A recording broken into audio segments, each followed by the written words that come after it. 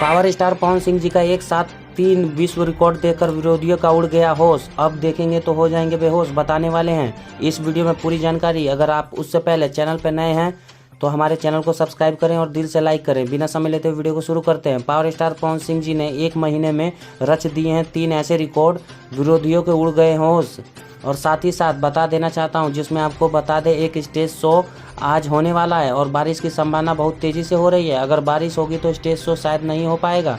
दूसरी सबसे बड़ी खबर यह आ रही है कि इस महीने में power star Pawan Singh 606 million views cross कर चुके हैं। तीसरी खबर यह है पवन सिंह जी का हरी हरी ओढ़नी वर्ल्ड वाइड 7 नंबर पर ट्रेंड कर रहा है। पावर स्टार पवन सिंह जी का गाना हरी हरी ओढ़नी, दूसरा गाना है धनी हो सब धन, यह गाना भी 5 नंबर पर ट्रेंड कर रहा है। सबसे बड़ी खबर तो यह है कि पावर स्टार पवन सिंह जी का हिंदी गाना आने वाला है। तो ये थी जानकारी। मिलते हैं अगली वीडियो में, तब तक के लिए अपना ख्याल रखें। धन्यवाद।